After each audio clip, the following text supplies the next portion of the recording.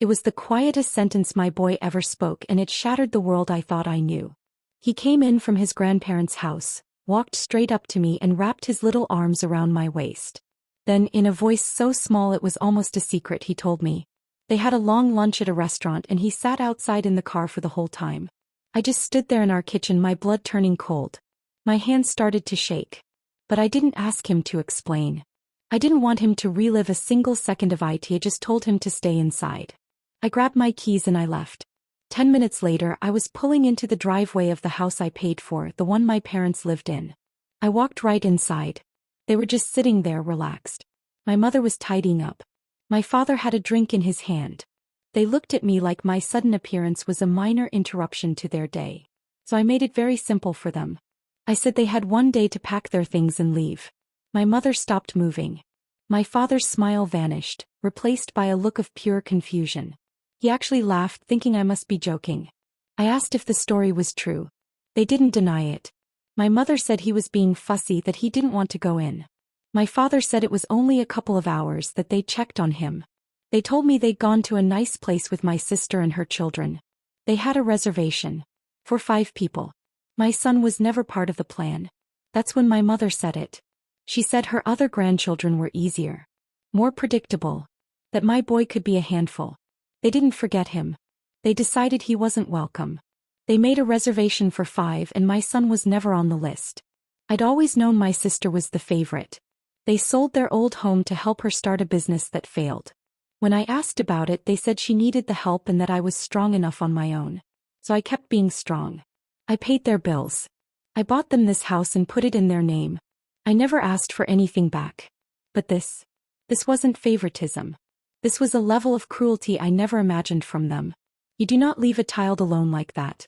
You do not exclude him while you laugh and eat with the grandchildren you prefer. I repeated myself. 24 hours. Get out. My dad told me maybe I should teach my kid to behave if I wanted him included. In that moment, looking at him, I didn't see my father anymore. I just saw a stranger. I turned and walked out. I drove home. My son was on the sofa watching a cartoon. He didn't say anything and neither did I. Not yet. But I knew one thing for certain. They would never be alone with him again. I thought that was the end. It was only the beginning. The next morning my sister called. She didn't ask how her nephew was.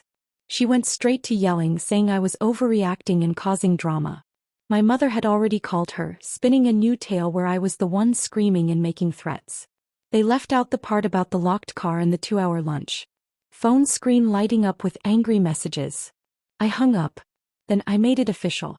I had a lawyer draft a notice. I still legally owned the house. I just let them live there. I printed the letter, drove over and left it in the mailbox. The furious messages flooded in immediately. My mother sent old receipts from when I was in college, like she was cashing in a decades-old debt. My father said I was tearing the family apart over a simple misunderstanding. But my anger was gone. It had been replaced by something colder and more focused. This wasn't just about a restaurant. That was simply the clearest, ugliest example of a pattern that had lasted for years. My sister was coddled through every mistake. I was the dependable one raising my son alone, and that somehow made me an afterthought. My beautiful, energetic, wonderful boy was talked about like he was a problem. They didn't leave in 24 hours. So I went back. Boxes were half-packed. The air was thick with resentment. I asked if they finally understood why this was happening. My father didn't blink. He said, "Your son brings this on himself." That was it. The last thread snapped. I told them they had until sunset. Then I'd have the locks changed. That night my mother posted online. A vague, bitter message about ungrateful children. She was trying to paint him as the problem, to blame the child they had locked out. They weren't sorry. They were just sorry they got caught. The next evening their car was packed. My father paced the driveway playing the victim. My mother stood by the door, clutching a bag. They still didn't believe I'd do it. Not until I walked up with a locksmith. My dad tried to block the door, talking about family. I didn't answer him. I just nodded to the locksmith. 5 minutes later their keys were worthless. He followed me to my car, ranting about how I was letting a child destroy the family. I turned and asked him one question. "Would you have ever left my sister's kids in that car?" His silence was the loudest answer I've ever heard. His silence was the confession I never needed to hear. They went to a motel. My mother texted me the address, saying she hoped I was happy they were on the street, and that maybe my son should know he caused it. I didn't reply. Instead, I sat with my boy and finally asked him to tell me everything. He told me they picked him up from school and said they were going somewhere special. He was so excited. When they parked at the restaurant, he went to get out, but my father told him to stay.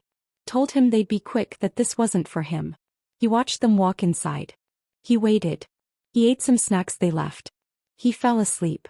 When they returned, they didn't ask if he was hungry. They just told him to buckle up and said, "Tell your mom you were tired and didn't want to come in." That was the lie. That's what they were going to tell me. 3 days later, I got a call from a hospital. My father had been in an accident.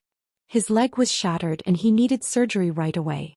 My mother called, her voice trembling, not for money, but because they'd listed me as an emergency contact years ago. They needed my signature. I paused. Then I said, "I'm on my way." At the hospital, I walked past my mother, went to the desk, confirmed my name was on the form, and I signed it. It took 5 minutes. When I walked back, she was crying. She asked why I came, why I still cared. I told her the truth. Because my son is watching. I wanted him to know who we are.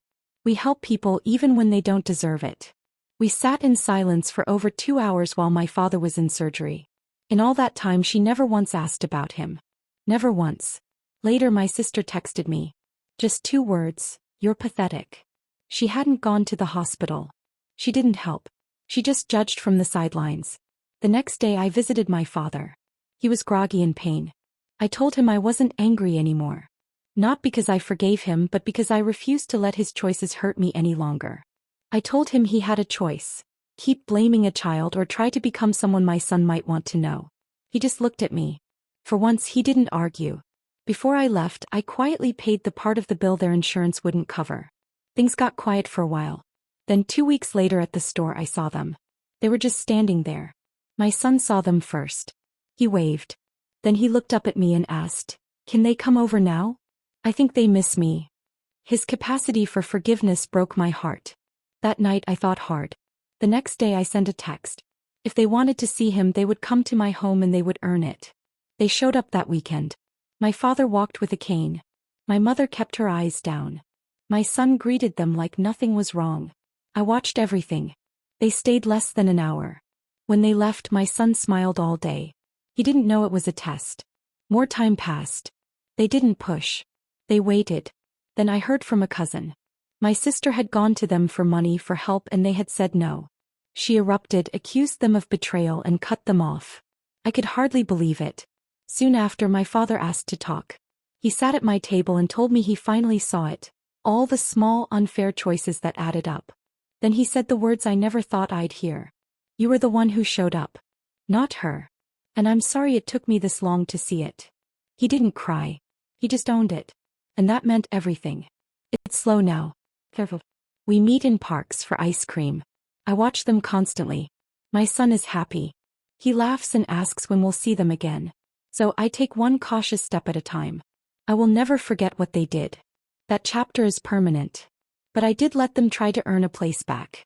Not because they earned the right, but because he deserved the chance to have grandparents who might finally see how wonderful he is. We're not healed. We're not a perfect family. But for the first time, we are honest. And sometimes that's the only place you can start building something real. If this story found its way into your heart, please help it reach others.